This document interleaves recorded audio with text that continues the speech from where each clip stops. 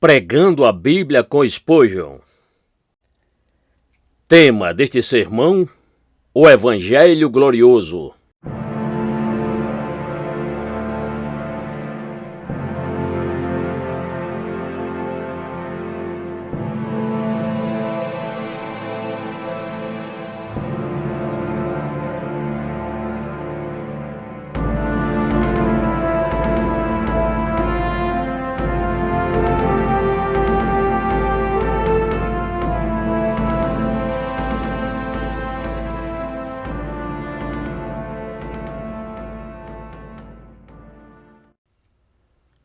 Esta é uma palavra fiel e digna de toda aceitação, que Cristo Jesus veio ao mundo para salvar os pecadores, dos quais eu sou o principal. 1 Timóteo capítulo 1, versículo 15.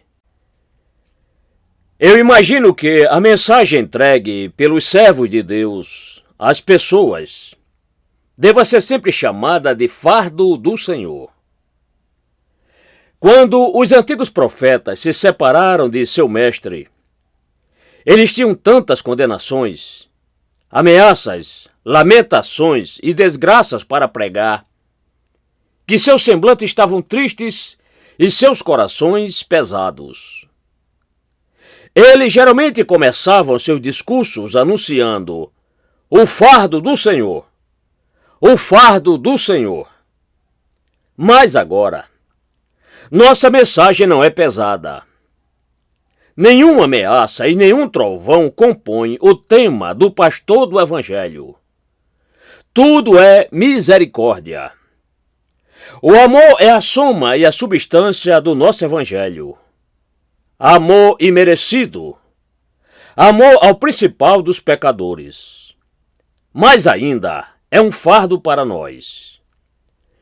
No que diz respeito ao assunto de nossa pregação, é nossa alegria e nosso deleite pregá-la. Mas, se outros sentirem o que eu sinto agora, todos reconhecerão que é difícil pregar o Evangelho. Por enquanto, estou profundamente incomodado e meu coração está conturbado. Não com relação ao que eu tenho para pregar, mas sobre como pregarei. E se uma mensagem tão boa falhar por causa de um embaixador doente? O que aconteceria se meus ouvintes rejeitassem um anunciado digno de toda aceitação porque eu preguei sem ser sincero? Com certeza, essa suposição é suficiente para atrair as lágrimas aos olhos de qualquer homem. Mas que Deus, em sua misericórdia, impeça uma consumação tão terrivelmente temida. E seja como for que eu pregue agora, que esta palavra de Deus seja recomendada à consciência de cada homem. E que muitos de vocês aqui reunidos, que nunca encontraram Jesus como refúgio, sejam agora persuadidos a entrar pela simples pregação da palavra, para que possam provar e ver que o Senhor é bom. Nosso texto é um texto que o orgulho nunca levaria um homem a selecionar. É absolutamente impossível floreá-lo, pois é muito simples. A natureza humana costuma clamar: bem, não posso pregar sobre esse texto. É muito claro. Não há mistério nisso. Não posso mostrar meu aprendizado. É apenas um anúncio claro e de bom senso. Dificilmente gostaria de aceitá-lo, pois rebaixa o homem, por mais que exalte o mestre. Então, não espere de mim nada além do texto esta manhã e a explicação mais simples possível sobre ele. Teremos duas frentes. Primeiro, há o texto. Em seguida, há uma dupla recomendação anexada a ele. Esta é uma palavra fiel e digna de toda aceitação. O anúncio do texto. Primeiro há o anúncio do texto. Cristo Jesus veio ao mundo para salvar os pecadores. Nisso, há três coisas muito importantes. Existe o Salvador, existe o pecador e existe a salvação. Em primeiro lugar, existe o Salvador. E ao explicar a religião cristã, é por onde devemos começar. A pessoa do Salvador é a pedra fundamental de nossa esperança. Dessa pessoa depende a utilidade de nosso evangelho. Se alguém se levantasse e pregasse um Salvador que fosse homem, ele seria indigno de nossas esperanças e a salvação pregada seria inadequada para o que precisamos. Se outro pregar a salvação por um anjo, nossos pecados são tão pesados que uma expiação angelical seria insuficiente. Portanto, se o evangelho cai por terra, repito, sobre a pessoa do Salvador repousa toda a salvação. Se ele não for capaz, se ele não foi comissionado para realizar a obra, então a obra em si não tem valor para nós e fica aquém de seu objetivo. Mas, irmãos e irmãs, quando pregamos o Evangelho, não precisamos parar e gaguejar. Temos que mostrar a vocês hoje um Salvador que nem a terra e nem os céus poderiam mostrar a seu semelhante. Ele é tão amoroso, tão grande, tão poderoso e tão bem adaptado a todas as nossas demandas, que é evidente que foi preparado para atender às nossas necessidades mais profundas. Nós sabemos que Jesus Cristo, que veio ao mundo para salvar os pecadores, era Deus. E que, muito antes de sua descida a este mundo inferior, ele era adorado pelos anjos como Filho do Altíssimo. Quando pregamos o Salvador a vocês, dizemos que, embora Jesus Cristo fosse o Filho do Homem, osso de nossos ossos e carne de nossa carne, ele era eternamente o Filho de Deus e tem em si todos os atributos que constituem a divindade perfeita. Que Salvador o homem pode precisar, se não for Deus? Aquele que fez os céus não é capaz também de purificar a alma? Se ele estendeu as cortinas dos céus e fez a terra para que o homem a habitasse, não é capaz de resgatar um pecador da destruição que está por vir? Quando dizemos que ele é Deus, declaramos imediatamente sua onipotência e sua infinidade. E quando essas duas coisas funcionam juntas, o que pode ser impossível? Deixe Deus empreender uma obra, pois não pode encontrar o fracasso. Deixe-o entrar em um empreendimento e tenha certeza de que ele será cumprido. Porque Jesus Cristo, o homem, também foi Jesus Cristo, o Deus. E ao anunciar o Salvador, temos a mais plena confiança de que estamos lhe oferecendo algo que é digno de toda aceitação. O nome dado a Cristo sugere algo a respeito de sua pessoa. Ele é chamado em nosso texto de Cristo Jesus. As duas palavras significam o Salvador ungido. O Salvador ungido veio ao mundo para salvar pecadores. Pare aqui, minha alma, e leia isto novamente. Ele é o Salvador ungido, Deus, o Pai. Desde antes de todos os mundos, ungiu Cristo para o cargo de Salvador dos homens. E, portanto, quando vejo o meu Redentor vindo do céu para redimir o homem do pecado, noto que ele não vem sem envio ou sem ser pedido. Ele tem a autoridade de seu Pai para o apoiar em sua obra. Consequentemente, há duas coisas imutáveis nas quais nossa alma pode descansar. Existe a pessoa de Cristo, divina em si mesma, e a unção do alto, dando a ele a marca de uma comissão recebida de Jeová, seu Pai. Ó pecador! De que outro Salvador você precisa mais do que aquele a quem Deus ungiu?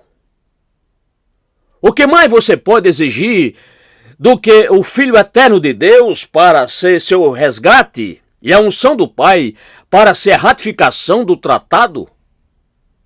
No entanto, não teremos descrito completamente a pessoa do Redentor até constatarmos que ele era um homem. Lemos que ele veio ao mundo, mas não entendemos sua vinda usual, pois ele já veio ao mundo muitas vezes antes. Lemos nas Escrituras: eu descerei agora e verei se eles fizeram segundo o clamor que veio a mim. E, se não, eu saberei. Gênesis capítulo 18, verso 21. Na verdade, ele está sempre aqui. As idas de Deus devem ser vistas no santuário, tanto na providência quanto na natureza. Devem ser mais visíveis.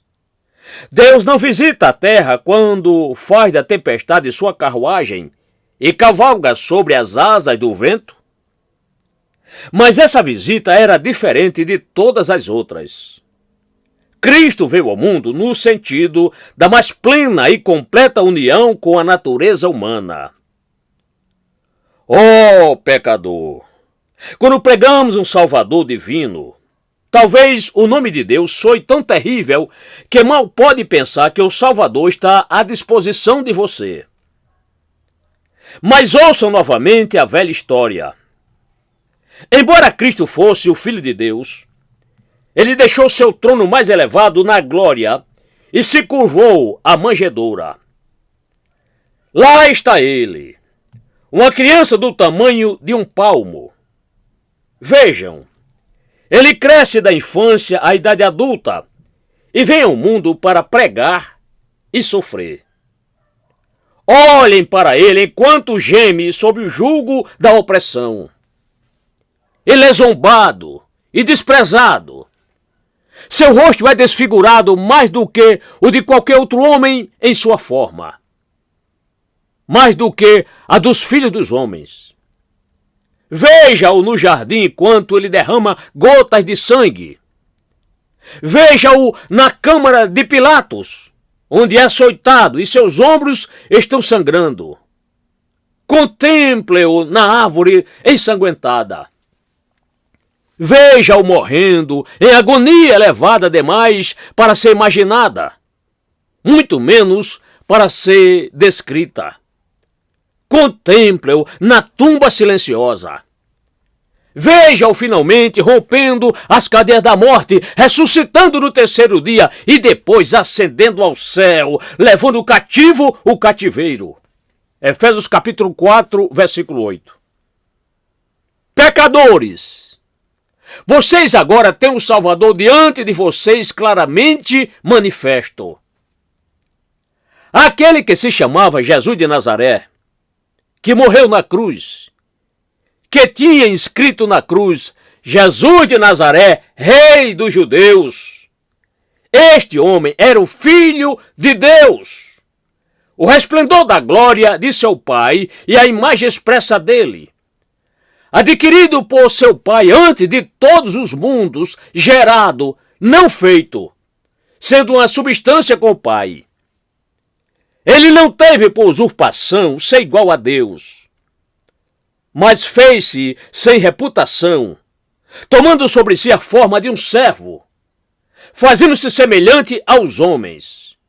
E, achado na forma de homem, humilhou-se a si mesmo, sendo obediente até a morte, e morte de cruz. Filipenses capítulo 2, versículos 6 a 8. Oh, se eu pudesse trazê-lo diante de vocês, se pudesse trazê-lo agora, aqui, para mostrar-lhes as suas mãos. Se vocês pudessem agora, como Tomé, colocar os dedos nas cavidades das unhas e apertarem as mãos ao lado dele, Acho que vocês não seriam incrédulos, mas acreditariam. Isso eu sei. Se há algo que pode fazer os homens acreditarem sob a mão do Espírito Santo de Deus, é uma imagem verdadeira da pessoa do Cristo. Verem para crer no caso dele. Uma visão verdadeira de Cristo, um olhar correto para ele, certamente gerará fé na alma. Oh, não tenho dúvidas de que vocês conheceram nosso Mestre. Alguns de vocês que agora estão duvidando, temendo e tremendo, diriam: oh, posso confiar nele. Uma pessoa tão divina e ao mesmo tempo tão humana, ordenada e ungida por Deus, deve ser digna de minha fé. Eu confio nele. Não, mais que isso. Se eu tivesse 100 almas, poderia confiar a ele todas elas.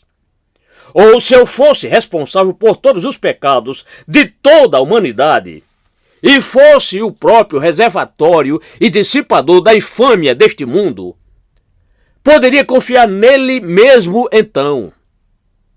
Pois tal Salvador deve ser capaz de salvar completamente aqueles que vêm a Deus por ele. Esta, sim, é a pessoa do Salvador. Agora, o segundo ponto é o pecador. Se nunca tivéssemos ouvido esta passagem antes, ou qualquer outra de igual importância, poderíamos supor que o mais ofegante silêncio reinaria sobre este lugar, se, pela primeira vez, eu começasse a lê-los na sua presença. Este é um ditado fiel e digno de toda aceitação, que Jesus Cristo veio ao mundo para salvar. Eu sei como vocês inclinariam suas cabeças para a frente. Sei como vocês colocariam a mão sobre os ouvidos e pareceriam ouvir com os olhos e também com os ouvidos, para saber por quem o Salvador morreu. Cada coração diria: a quem ele veio salvar? E se nunca tivéssemos ouvido a mensagem antes, como nossos corações palpitariam de medo de que o caráter descrito fosse algo impossível de alcançarmos. Oh, como é agradável ouvir novamente aquela palavra que descreve o caráter daqueles que Cristo veio salvar. Ele veio ao mundo para salvar pecadores. Monarca, aqui não há distinção. Príncipes, ele não os escolheu para ser objeto de seu amor, mas os mendigos e os pobres provarão sua graça. Homens eruditos, senhores de Israel, Cristo não diz que veio especialmente para salvá-los. O camponês iletrado e analfabeto é igualmente bem-vindo à sua graça. Judeu, com toda a sua linhagem de honra, você não é mais justificado do que os pagãos. Homens da Grã-Bretanha, com toda a sua civilização e liberdade, Cristo não diz que veio para salvá-los, ele não os cita como uma classe distinta que será objeto de seu amor. E vocês, que têm boas obras e se consideram santos entre os homens, ele também não os distingue. O único título simples, grande e amplo como a própria humanidade, é simplesmente este: Jesus Cristo veio ao mundo para salvar pecadores. Agora observem, devemos entender isso de forma geral, quando lemos que todos a quem Jesus veio salvar são tão pecadores. Mas se alguém perguntar: posso concluir disso que estou salvo? Devemos então fazer outra pergunta a ele. Para começar então, voltemos ao sentido geral. Jesus Cristo veio ao mundo para salvar pecadores. Os homens a quem Cristo veio salvar eram, por natureza, pecadores. nada menos e nada mais do que pecadores. Tenho dito muitas vezes que Cristo veio ao mundo para salvar pecadores despertos. É bem verdade, foi o que ele fez. Mas aqueles pecadores não estavam despertos quando ele veio para salvá-los. Não era nada além de pecadores mortos em ofensas e pecados. É uma noção comum que devemos pregar que Cristo morreu para salvar os pecadores chamados de sensatos. Bem, isso é verdade. Mas eles não eram pecadores sensatos quando Cristo morreu para salvá-los. Ele os torna pecadores sensíveis ou sensatos como efeito de sua morte. Aqueles por quem ele morreu são descritos sem qualquer adjetivo para diminuir sua amplitude, como sendo simplesmente pecadores, sem qualquer emblema de mérito ou marca de bondade que pudesse distingui-lo acima de seus semelhantes. Pecadores. Agora, o termo inclui todos os tipos de pecadores.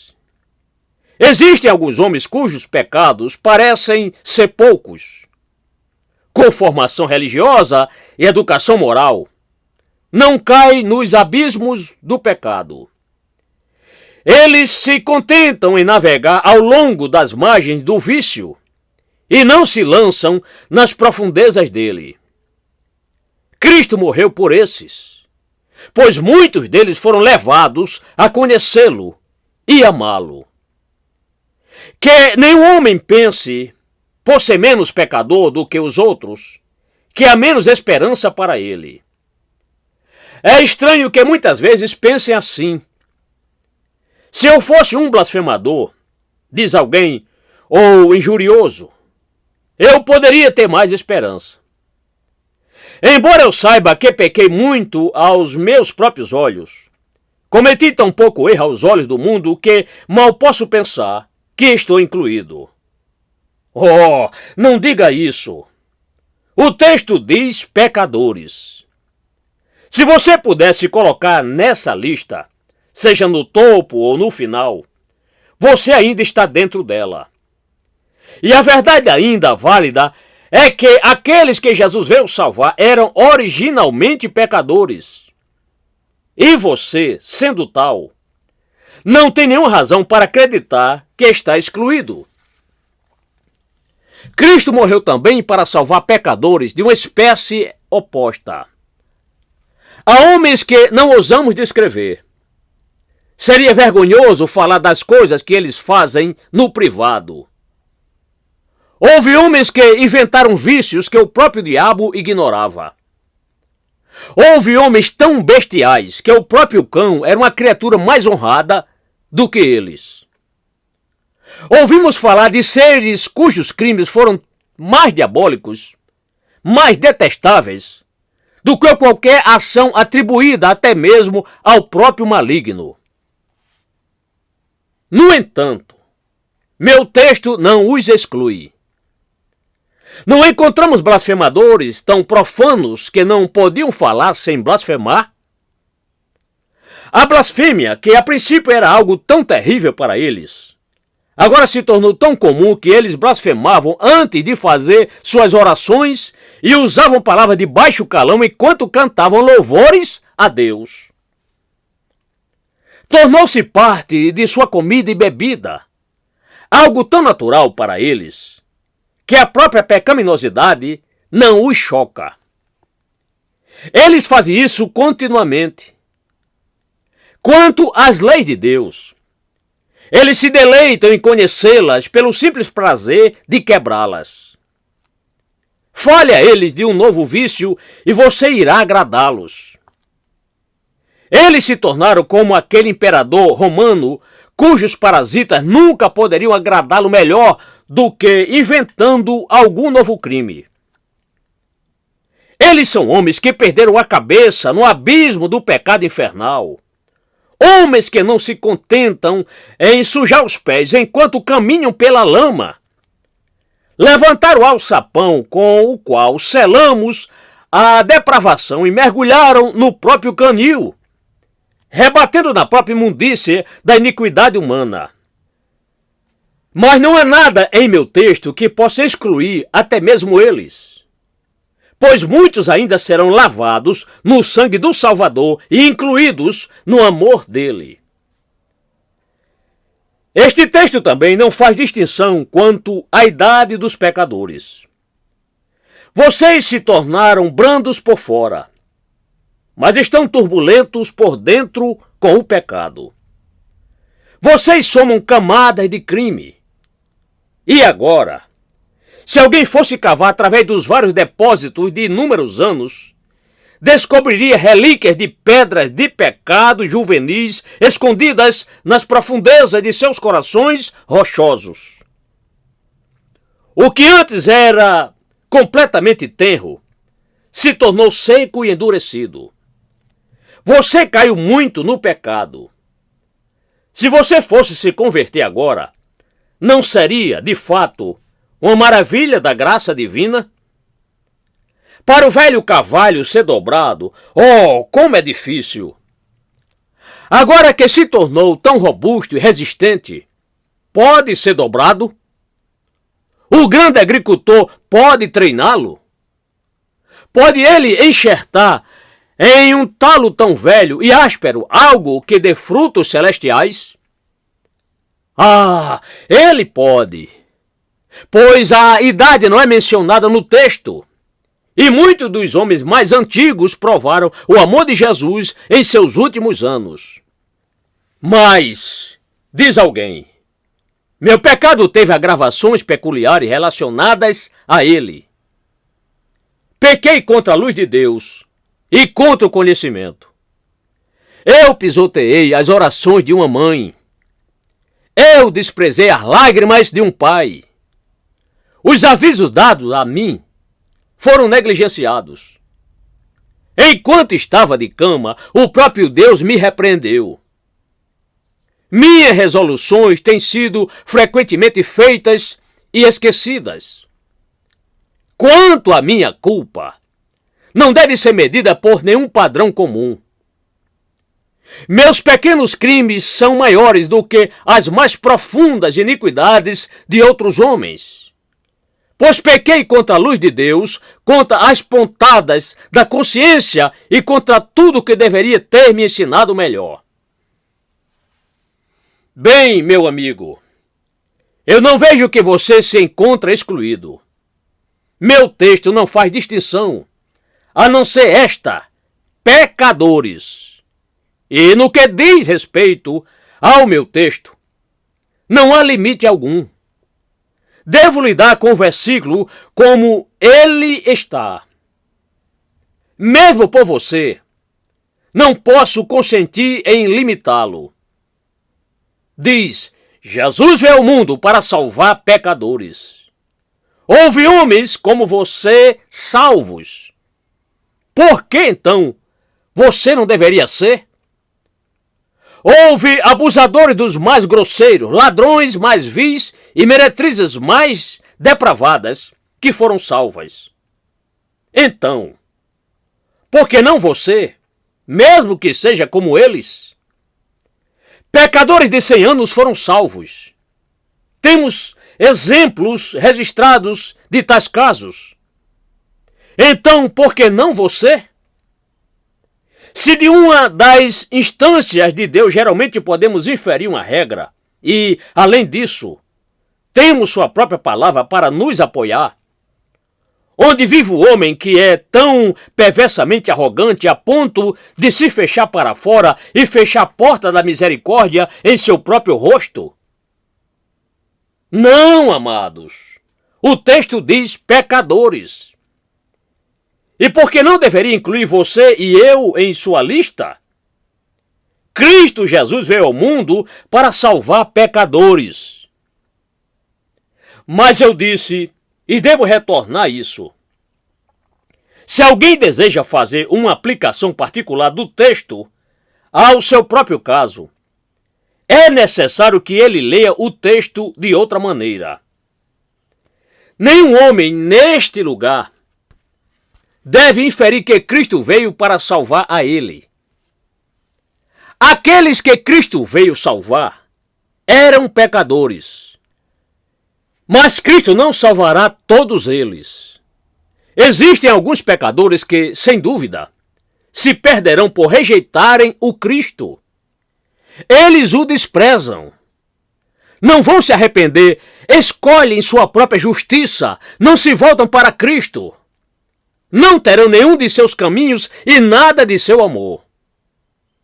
Para tais pecadores, não há promessa de misericórdia, pois não resta nenhum outro meio de salvação.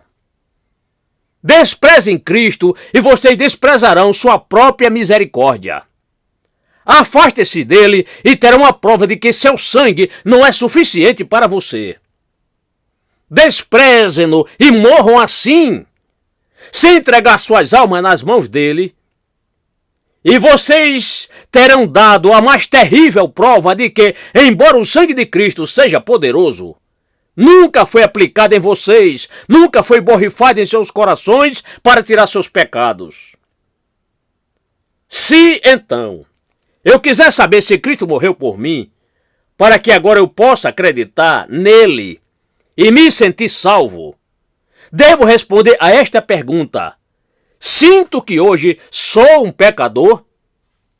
E digo isso não como um elogio, mas eu sinto isso. No íntimo de minha alma está essa verdade de Deus impressa em grandes letras maiúsculas de fogo ardente: eu sou um pecador?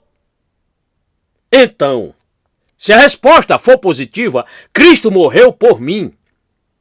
Estou incluído em seu propósito especial. O pacto da graça inclui meu nome no antigo rol de eleição eterna. Aí está gravada a minha pessoa e serei sem dúvida salvo, se agora, sentindo-me pecador, lançar-me sobre essa simples verdade de Deus, acreditando e confiando nela para ser a minha âncora em cada momento de dificuldade. Venham, irmão e irmã. Vocês não estão preparados para confiar nele? Muitos de vocês não são capazes de dizer que se sentem pecadores? Oh, eu imploro a vocês, sejam vocês quem forem, creiam nesta grande verdade de Deus que é digna de toda aceitação. Jesus Cristo veio para salvá-los. Eu conheço suas dúvidas, seus medos, pois eu mesmo os sofri. E a única maneira pela qual posso manter vivas minhas esperanças é simplesmente esta: sou levado todos os dias à cruz. Eu acredito que até a hora da minha morte, eu nunca terei nenhuma esperança, exceto esta: nada em minhas mãos eu trago. A tua cruz eu simplesmente me agarro. E meu único motivo neste momento para crer que Jesus Cristo é meu Redentor é apenas este: eu sei que eu sou um pecador. Eu sinto muito e lamento por isso. Mas, embora eu lamente muito, quando Satanás me diz que não posso ser do Senhor, extraio de meu próprio luto a confortável conclusão de que Deus não teria feito com que eu me sentisse perdido se não pretendesse me salvar. E visto que ele me deu a oportunidade de ver que pertenço à grande classe de pessoas que ele veio salvar, deduzo que, sem sombra de dúvidas, ele me salvará. Oh! Vocês podem fazer o mesmo com suas almas atingidas pelo pecado, cansadas, tristes e desapontadas, para as quais o mundo se tornou uma coisa vazia. Vocês, espíritos cansados, que perderam seu ciclo de prazer e agora estão exaustos de saciedade, ou mesmo de doença, e desejam se livrar dela. Oh, vocês, espíritos, que estão procurando por algo melhor do que este mundo louco, pode dar a vocês aqui. Eu prego a vocês o abençoado evangelho do bendito Deus, Jesus Cristo, o Filho de Deus, nascido da Virgem Maria, que sofreu sob Pôncio Pilatos, foi crucificado, morto e sepultado, e ressuscitou no terceiro dia para salvar você, pois ele veio ao mundo para salvar pecadores. E agora, muito brevemente, o terceiro ponto. O que significa salvar pecadores? Cristo veio para salvar os pecadores, irmãos e irmãs.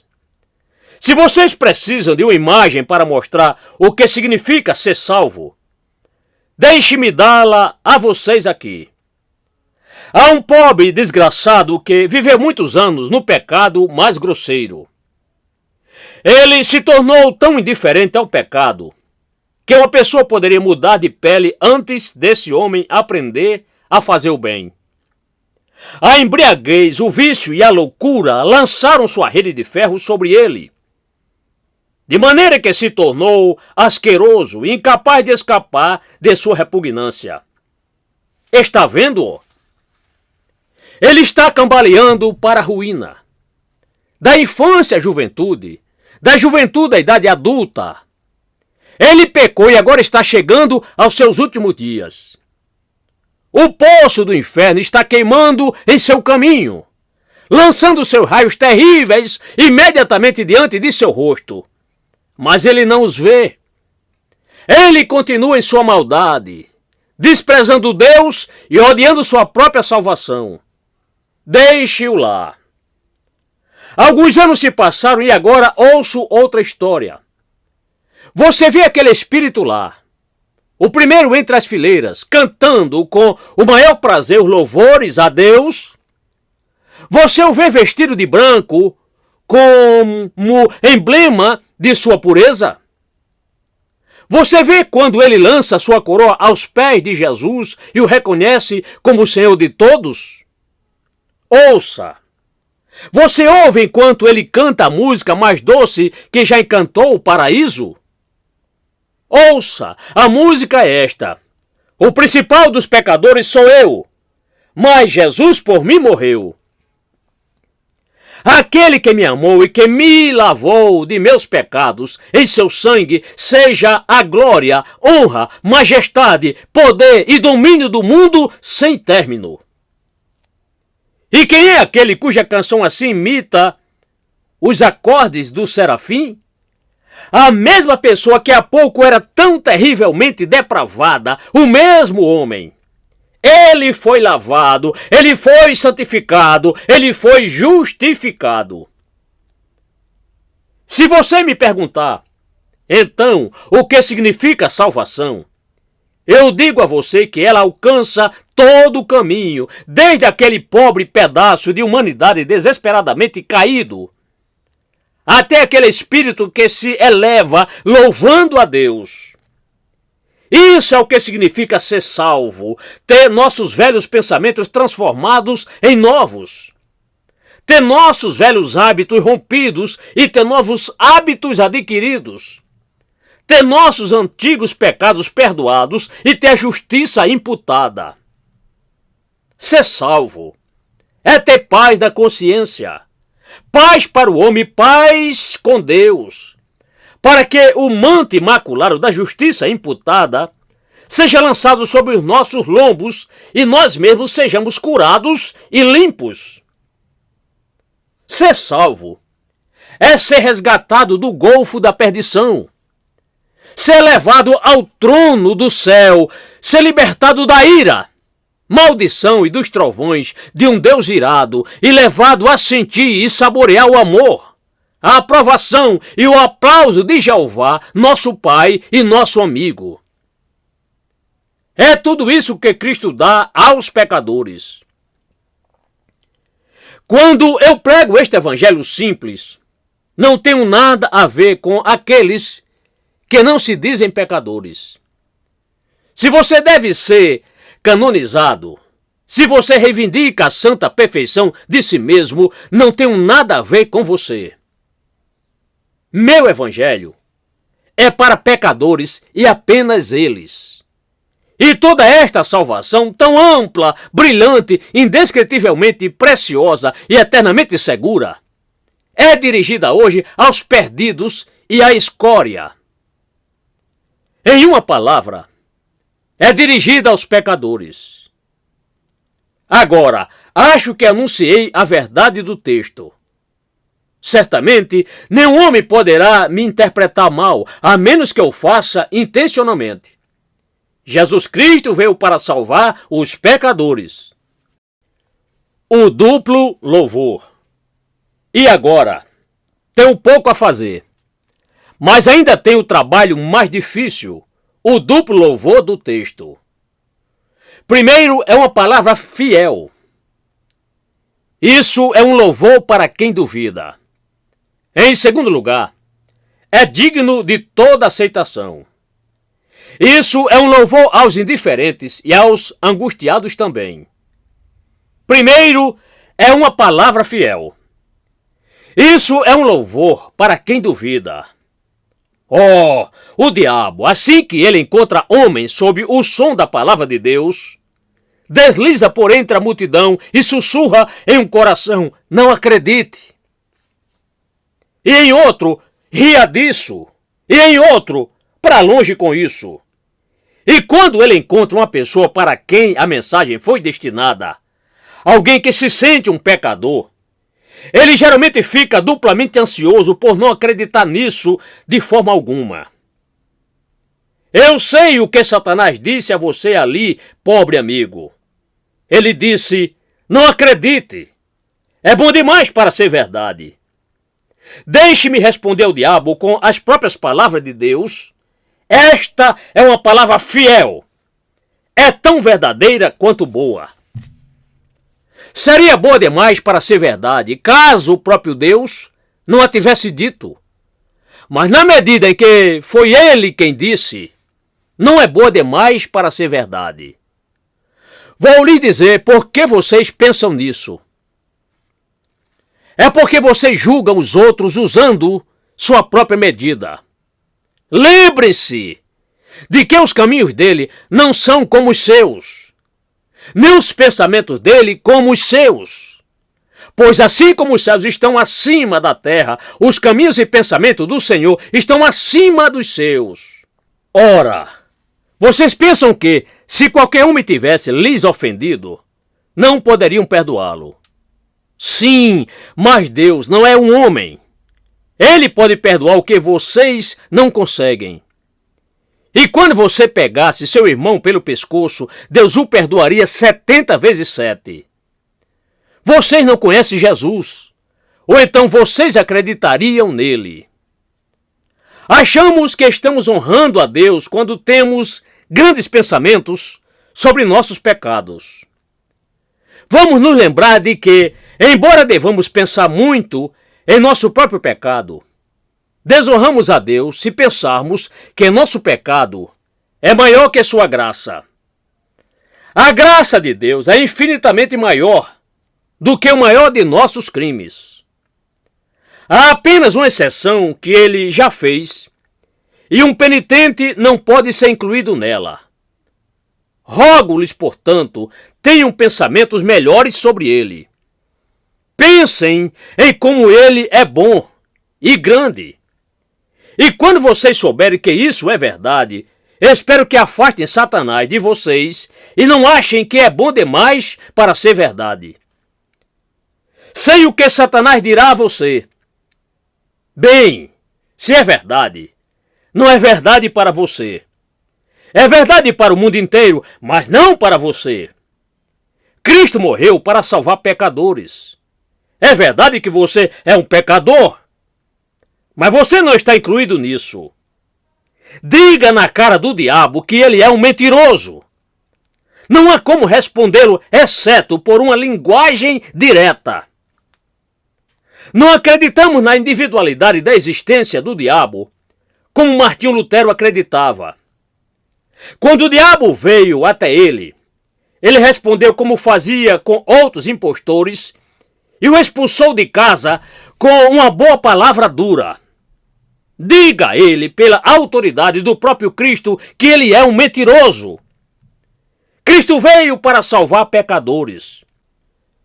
O diabo diz que não.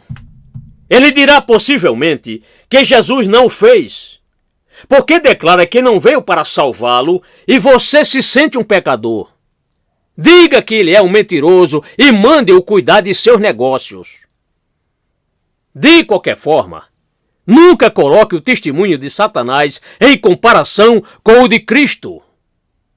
Hoje, o Cristo olha da cruz do Calvário para você com aqueles mesmos queridos olhos lacrimejantes que uma vez choraram sobre Jerusalém. Ele olha para você, meu irmão, minha irmã, e diz através dos meus lábios: eu vim ao mundo para salvar pecadores. Pecador, você não vai acreditar nele e confiar sua alma em suas mãos? Não dirás: doce Senhor Jesus, a partir de hoje serás a nossa confiança. Pelo Senhor eu renuncio a todas as outras esperanças, pois é e sempre será meu Senhor.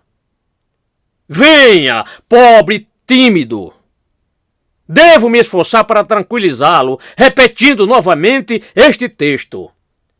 Jesus Cristo veio ao mundo para salvar os pecadores. É um ditado verdadeiro. Não posso permitir que você o rejeite. Você diz que não pode acreditar?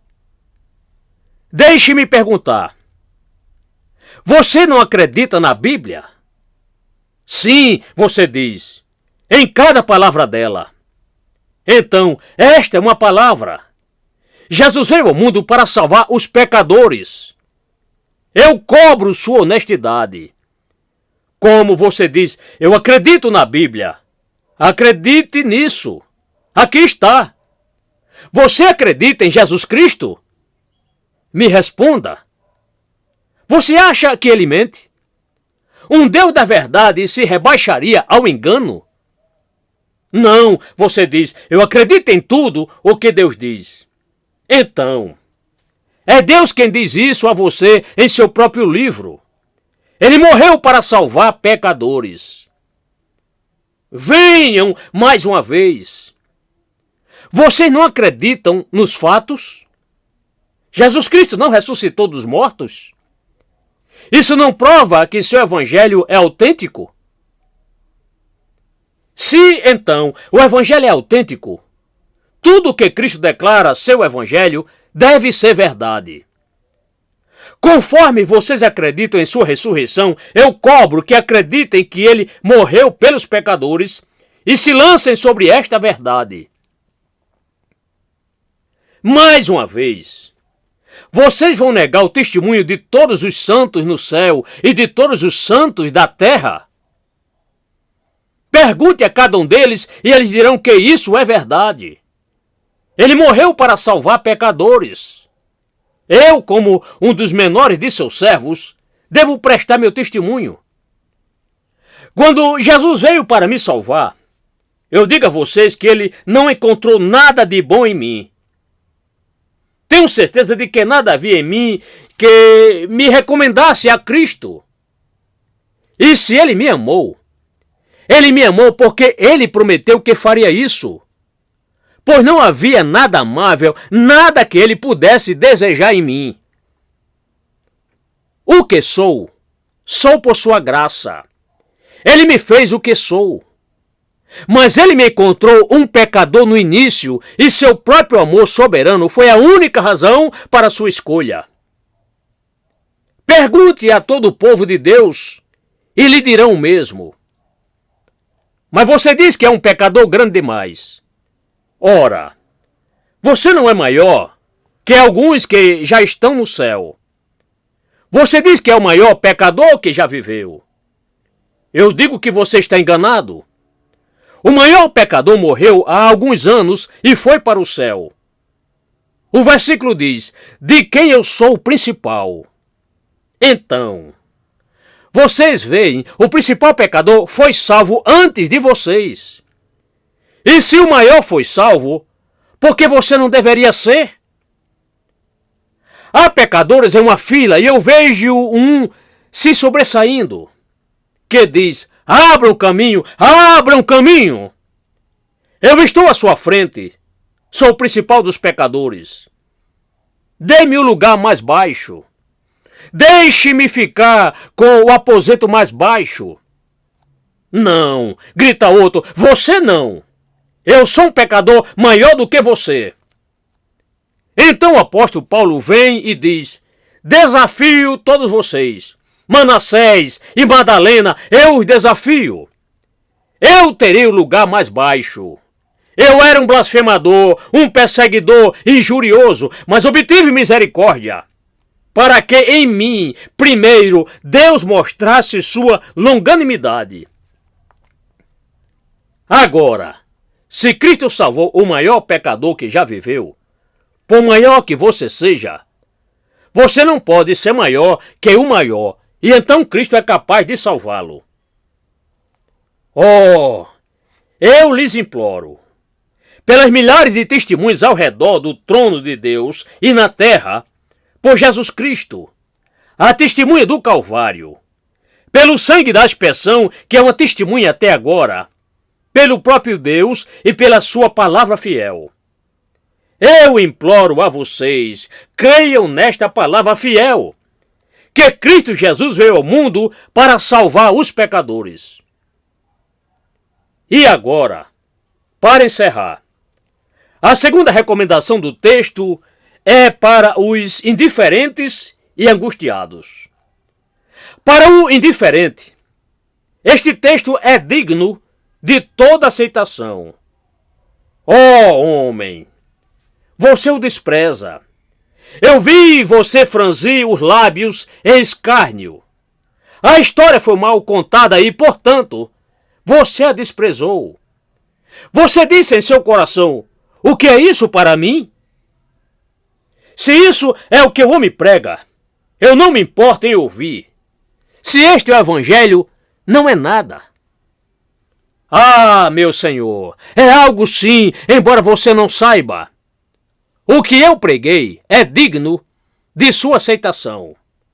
Por pior que seja a maneira como foi pregado, continua digno de sua atenção. Não me importo com qual lição o orador possa te dar. Ele nunca poderá ter um assunto mais importante do que esse. O próprio Demóstenes pode estar aqui, ou Cícero. Eles nunca poderiam ter um assunto mais importante. Embora uma criança deva lhe falar sobre isso, o assunto pode desculpá-la, pois é muito importante. Homem, não é a sua casa que está em perigo. Não é o seu corpo apenas. É a sua alma. Eu te suplico pela eternidade, por seus terrores temíveis, pelos horrores do inferno, por aquela palavra terrível, eternidade. Suplico-te como homem, teu irmão, alguém que te ama e que deseja arrancar-te da fogueira. Suplico-te que não desprezes a tua própria misericórdia. Isso é digno de você, homem, digno de toda a sua atenção e digno da sua mais sincera aceitação. Você é sábio. Isso vale mais do que a sua sabedoria. Você é rico. Isso vale mais do que toda a sua riqueza. Você é famoso. Isso é mais digno do que toda a sua honra. Você é principesco. Isso vale mais do que a sua ancestralidade ou do que toda a sua boa herança. O que eu prego é a coisa mais digna debaixo do céu, porque durará quando todas as outras coisas desaparecerem. Deus estará ao seu lado quando você tiver que ficar sozinho. Na hora da morte, Ele pedirá por você. Quando tiver que responder à convocação da justiça no tribunal de Deus. E será seu consolo eterno por eras sem fim. É digno de sua aceitação. E agora, você se sente angustiado? Seu coração está triste? Você diz: Desejo ser salvo. Posso confiar neste evangelho? É forte o suficiente para me suportar? Eu sou um pecador do tamanho de um elefante? Seus pilares não desmoronarão como folhas sob meu peso de pecado? Eu sou o principal dos pecadores. Seus portais serão largos o suficiente para me receber? Meu espírito está doente com o pecado. Este remédio pode curá-lo? Sim, é digno de você. É igual à sua doença. É igual às suas necessidades e é suficiente para todas as suas demandas. Se eu tivesse um meio evangelho para pregar, ou um defeituoso, não pregaria com sinceridade. Mas eu tenho um que é digno de toda aceitação. Mas, Senhor, eu fui um ladrão, uma prostituta, um bêbado. É digno de você, pois ele veio para salvar os pecadores e você é um. Mas, Senhor, tenho sido um blasfemador. Não exclui nem mesmo você. É digno de sua aceitação. E mais, é digno de toda a aceitação que você puder dar. Você pode aceitar isso não apenas em sua cabeça, mas também em seu coração. Você pode pressioná-lo em sua alma e chamá-lo em todas as coisas. Você pode se alimentar e viver disso. E se você vive por isso, sofre por isso e morre por isso, é digno de tudo. Devo deixar vocês irem agora, mas meu espírito parece que vai ficar aqui. Deve ser estranho que muitos homens não cuidem de suas próprias almas, quando o seu pastor de hoje cuida de vocês. O que importa para mim, se os homens estão perdidos ou salvos? Devo ser algo melhor para a sua salvação? Certamente, há pouco a se ganhar nisso. E, no entanto, sinto mais por vocês, muito de vocês, do que vocês mesmos. Oh, estranho endurecimento do coração! Que o homem não se importe com a sua própria salvação, que ele deve, sem um pensamento, rejeitar esta verdade mais preciosa de Deus. Pare, pecador, pare. Antes de abandonar sua própria misericórdia, pare mais uma vez. Talvez este seja o seu último aviso, ou pior, pode ser o último aviso que você sentirá. Você sente isso agora. Oh, eu imploro que você não anule o Espírito. Não saia deste lugar para fazer fofocas inúteis no caminho para casa. Não saia para esquecer que tipo de homem você é. Mas corra para sua casa, procure seu quarto e feche a porta. De joelhos, caia ao lado da cama e confesse seu pecado. Clame a Jesus. Diga a ele que você é um miserável, arruinado, sem sua graça soberana. Diga a ele que você ouviu esta manhã, que ele veio para salvar pecadores, e que a ideia de um amor como esse lhe fez largar as armas de sua rebelião. Diga que você deseja pertencer a ele. Aí, ajoelhado, implore a ele e diga: Senhor, salve-me ou eu pereço.